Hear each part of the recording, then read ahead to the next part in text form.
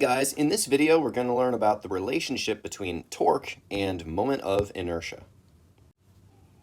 A torque, as you may recall, tends to cause angular acceleration, whereas a moment of inertia is a resistance to a change in angular motion, which means that if something has a large moment of inertia, it doesn't want to accelerate.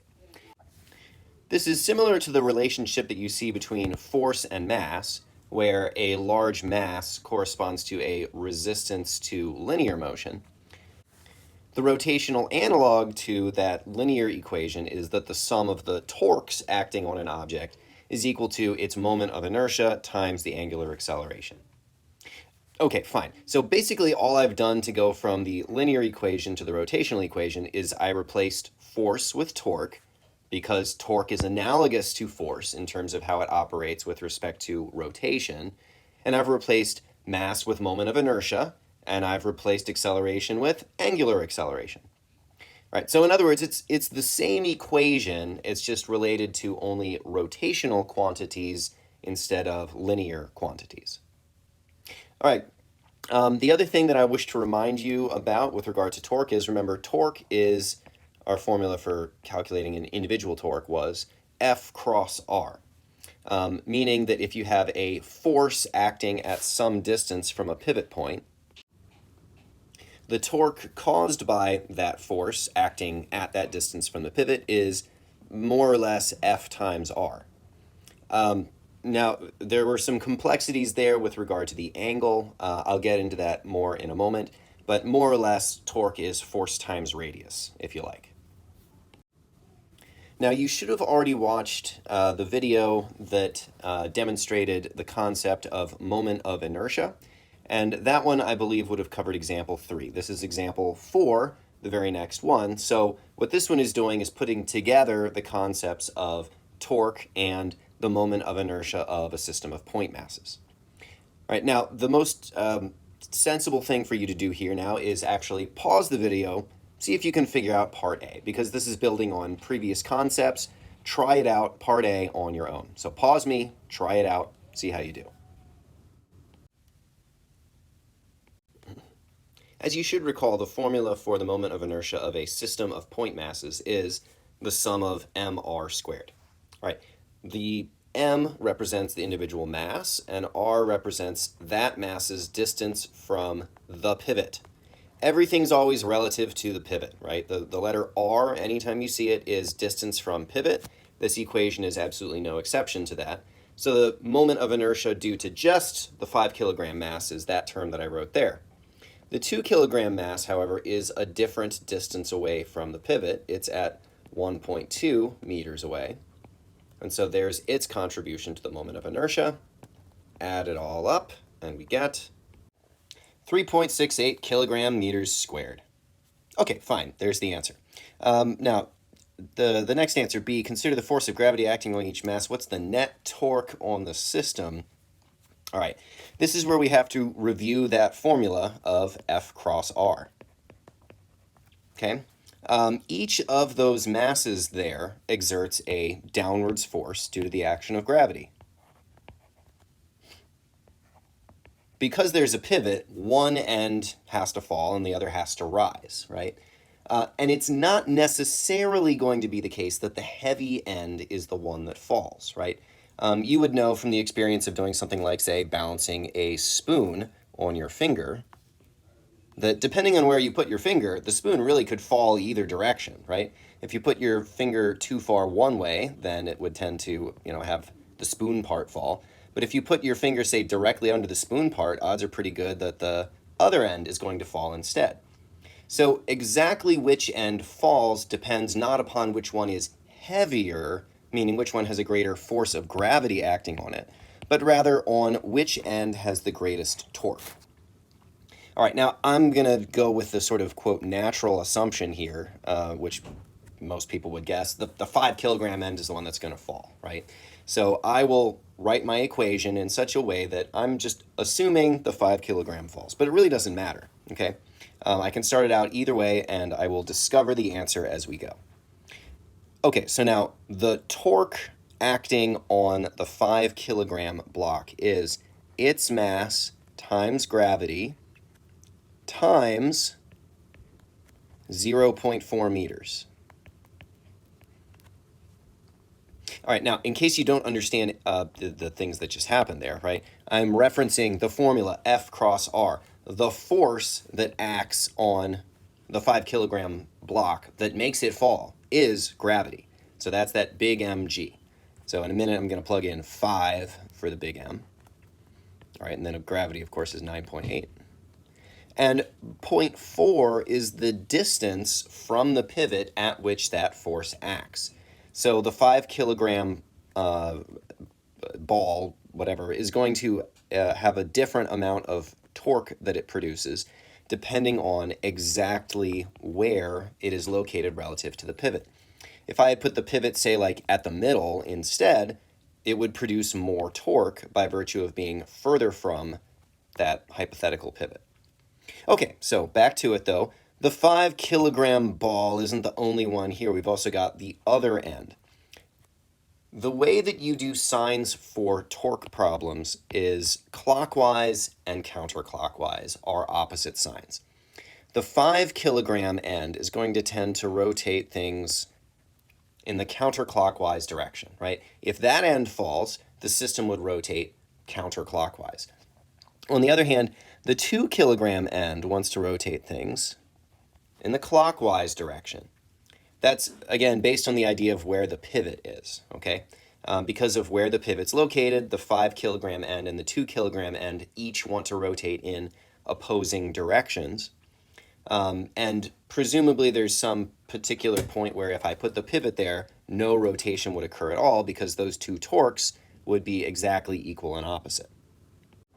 All of that to say, the torque that the 2 kilogram end produces should be minus little mg times 1.2. Okay, so minus because it's in the opposite direction.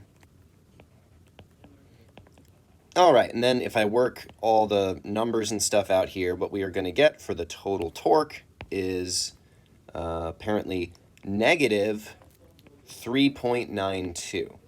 3.92, oh, I'm sure there's units for this. What could those units be? The units are Newton meters. There's your unit. Okay, so the negative sign here is indicating to you then that the torque that I said was negative up here in my equation is the larger torque, meaning the 2 kilogram end wins. The system, in fact, will rotate in the clockwise direction. The 2 kilogram end falls. The 5 kilogram end rises. It's maybe not what people expect, but that's, in fact, what happens. If that little mass is far enough away from the pivot, the torque on it wins, and it will actually lift the larger weight upwards. All right, next question. C, what is the angular acceleration of the system? This is where one of the other equations I wrote down in the introduction here comes into play. The sum of the torques is equal to I alpha. Well, I mean, pretty much I'm just taking my two answers that I got above and putting them together. I figured out that the total torque acting on the system was, let's just call it 3.92 in the clockwise direction. I'm not going to rehash all the math for that. It was 3.92. Moment of inertia was 3.68. All right, and so a little bit of division later, I get that the angular acceleration is 1.07 radians per second squared.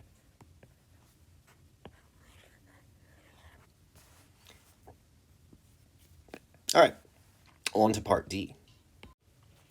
D is asking a related question. Now that we've found the angular acceleration, we're supposed to figure out the linear acceleration of each end? What in the world could that mean? All right, well now, if you recall, the way that things work for a rotating system, every object in the system experiences the same angular acceleration, right? Everything in it's going to be rotating with the same angular acceleration. However,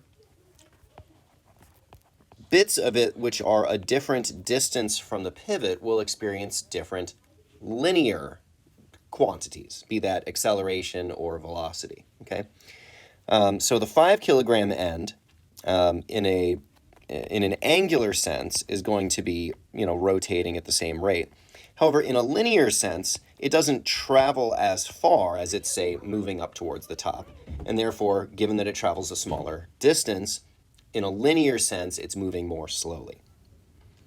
All right, fine. All that to say, pretty much all I have to do is take my angular acceleration and multiply by distance from pivot, and I have the linear acceleration of that end. So the 5 kilogram end will be, let's see, 1.07 times its 0.4 meters from the pivot. I've been using that number over and over. And so the acceleration of that end is 0.428 meters per second squared. Done. All right, whereas the 2 kilogram end is significantly further from the pivot, 1.2 meters, and therefore it will experience a linear acceleration of apparently 1.284 meters per second squared. Okay, that would be the linear accelerations. The other question that they will commonly ask you about is the acceleration of the center of mass. I'm not going to work that out here because we didn't figure out where exactly the center of mass is. However, if you did calculate center of mass, let's suppose that it's, say, like right there or something. If you did alpha r, where r would be whatever that distance is, then that would tell you the acceleration of the center of mass. Okay, last part of this question. E is asking about the net torque on the system as it falls. If you recall, the meaning of the cross product here was that it wasn't just F times R, it was FR sine theta.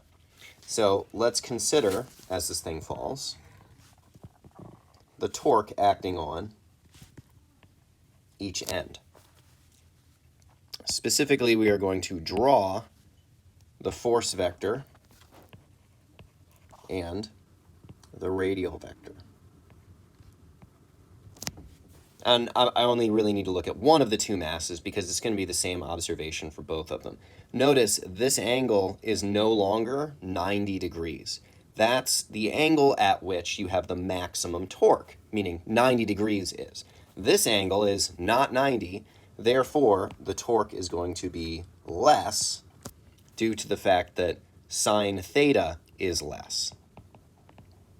So it's always going to be the case that as some sort of a system like a bar rotates, that the torque will decrease because the value of sine theta decreases because it's getting further and further away from its maximum value of 1.